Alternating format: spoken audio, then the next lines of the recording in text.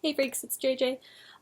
This is a quarterly update. We've just gone through the first quarter of 2022, and it's been productive for me. So I wanted to give a quarterly update as well as me talking about testing out different types of writing advice that I had tested out during this quarter. To start off, just a little recap. The first month of the quarter, January, I did absolutely nothing in the way of writing. I took kind of like 2 months off of writing. I just purely spent it reading.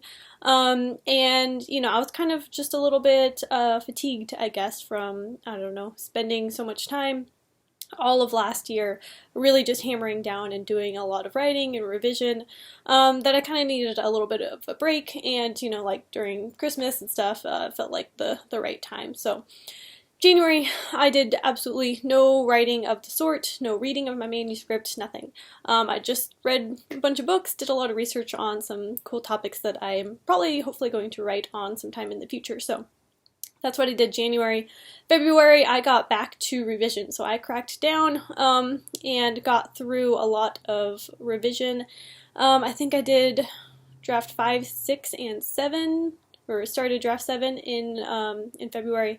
I did a lot of beta reading. So it was kind of cool. I reached out to a bunch of people, or I just reached out on Twitter, with the writing hashtags that you normally do, asking if anyone wanted to beta read for me, and then I would exchange the favor, of course.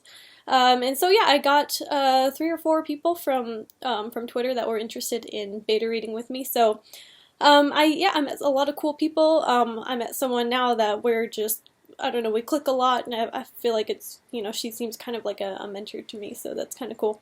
And so, yeah, I got some really great feedback from a lot of my beta readers. I was not prepared for how quickly some of these beta readers would get back to me. 2 of the 3 got my manuscript back to me with full feedback over the course of a weekend. So, I was like expecting to send it to them in like small chunks and have it take a few weeks. And I was about halfway through like draft number 6, where I was like getting ready to send it to them, and I was like, they kept asking for it before I was ready, before I had gone through that like last revision. I was like wanted to clean things up a little bit before I sent it to them. And so I ended up having to send like the last half of my book without the extra little, another look at it to make sure everything looked nice for them. So they had to stumble over some like grammatical stuff and some awkward phrasing and all that type of thing that I was trying to get to. But yeah, it was a great experience. There's always like that like that nervousness of opening an email, knowing that it's feedback on your work, and it's really weird because I don't know. As soon as I read the feedback, I was like, oh, that's not that bad. Even if it was like, hey, I didn't really like this, or you need to, I would suggest you work on this. As soon as I read it, I was like, oh, yeah, I can do that. That's simple. Or like, oh, of course you're right. I totally left that out. That absolutely needs to be fixed. But there's always weird because there's always that nervousness of like, what are they gonna say? Is this email gonna be where they just hate it, or they have like so many corrections that they couldn't even get through it. But all in all, I got great feedback. I'm really excited and happy about the people that I've met doing this beta read exchange, and I've also gotten to read some really cool manuscripts of theirs as well. So obviously, when you're beta reading, you're going to want to return the favor unless you're paying for it. There are some really generous people out there. Like one of my beta readers didn't have me read anything for her. So that was really, really kind of her. And so, sometimes you can get lucky and find someone who doesn't really want anything in return and just wants to, really just enjoys reading. So, but yeah, I'm excited about all the people that I've met and all the feedback that I've gotten. But once I had implemented all of my beta reader feedback, and got that to the point where, I think I had implemented all the things that I had agreed with. Of course, there were a couple things that I didn't quite agree with, but for the most part, I tried to implement most everything that they suggested, unless I just flat out didn't agree.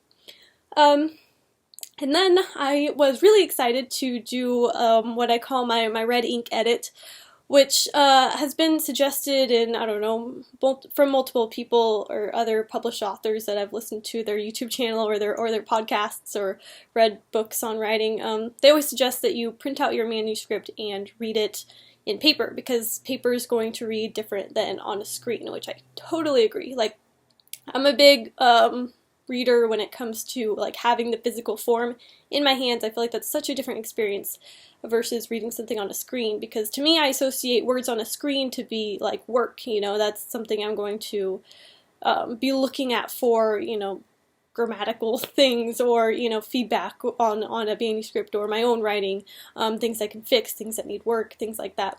Whereas if I have it in like an actual paper format, then I can just really sit back and enjoy it, I feel like. So I took the advice. I printed my manuscript. This is it, draft number 7, and yeah, this was like towards the tail end of March, I guess. I had the good cause to date it there. So this is it. This is all 460 something pages. It is what do you call it? One-sided. You can't see that at all, can you? It is one page, double spaced, and so this cost me at Staples like $80. I was not prepared for how expensive this would be, because I didn't want to print it at home, because I knew it would probably run out all of the ink in my printer, and I would have to buy a new ream of paper, and then I would have to like 3-hole punch every page individually, and that would just take a really long time. So like by the time I bought new ink cartridges and bought a ream of paper and all that and spent the time 3-hole punching it, I was like, I probably would, you know, I would probably spend almost as much money printing it at Staples. But Staples ended up being a little bit more expensive than I anticipated. Like I said, like $80 to print it, and then I had to buy the binder for it. So yeah, kind of definitely my most expensive edit that I've done. Was it? And then so yeah, I went through and just had red pen and marked all the things that I felt like needed work and needed changing, or things that I noticed. If you can see here, it's not like a ton of stuff. It depends on the page. Like some of the pages I had to write quite heavily in the margins. This page is has more items to fix on it. So, Jesus, it's so cumbersome. So as far as how helpful was it to have my manuscript printed and go through it line by line by hand? I thought it was interesting in that I found, it's not that I wasn't expecting to find more things having it on paper. I think it definitely helps to read it in a different medium, because your eyes aren't used to seeing it that way, and so it comes across like newer, I suppose. So the thing that surprised me was the way that it physically looked different. Obviously, like, yeah, it's on paper and all that, so it's not going to look like it looks on the screen. But the way that it felt to read as far as paragraph breaks, one of my beta readers had gone through and like pointed out all the areas where I just broke into a new paragraph, kind of arbitrarily, and, you know, she suggested all these places where she was like, you know, you should combine these paragraphs. This is, you know, weird to have it kind of spread out like this. And so I implemented a lot of those, but some of them I was like, well, I just kind of like the way it looks by having the paragraphs break up more often. And I guess that's just more of like a style thing, is, you know, how often you break into a new paragraph. But I tend to break into a new paragraph a lot, I realized. And so I had implemented a lot of her suggestions where she was like, yeah, you can combine these paragraphs. So I did a lot of those, but some of them I left alone. But then upon going through the physical hard copy revision, I was reading it and I was looking at it thinking, you know, she's right. It is feel strange to have things so spaced out. So that's one of the things that struck me as being very different from reading it on the screen, is seeing how, I don't know, just how it feels as paper, I guess. It has a life of its own when it comes out on paper, and it's very different from the screen. Another thing is having dialogue tags. when I have it on the screen, I feel like I need to point out more dialogue tags, just because I always want to be clear. I hate it when I'm reading a book and they have a big section where it's back and forth with two characters, but it takes you like 10 minutes to figure out who is who. And so I always tended to err on the side of add more dialogue tags just for clarity, just in case your reader wasn't paying attention fully and might get confused. But then reading it on paper, on the hard copy, it definitely felt unnecessary to have all those dialogue tags. And sometimes I would have written them in, or I would just cross them out. It's like, it's very obvious who's speaking right now, and I don't necessarily need all these dialogue tags. So that's another thing that I noticed as far as like reading physical copy versus on the screen. Those two things, and that mostly has to do with like aesthetically how it just looks on the page and how it kind of feels to read it, not necessarily like the wording. Which is the other thing, of course. Like, I tried to be very fastidious in painfully going through each and every sentence, trying to think to myself, is this the sentence that you want? Is this the best you can do? Is kind of what I tried to ask myself with every sentence.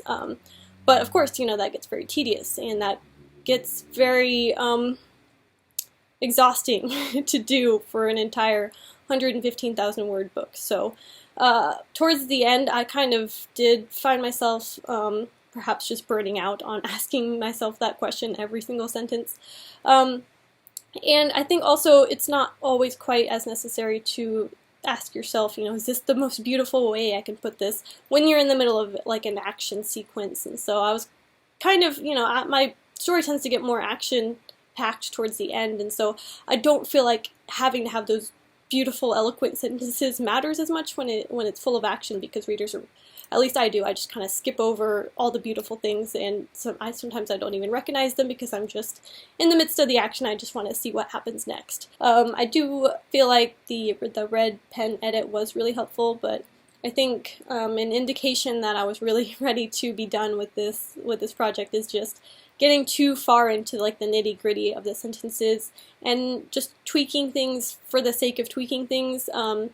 There's Brandon Sanderson says something fantastic in one of his lectures. He says you get to the point of revision where you're not making it better, you're just making it different.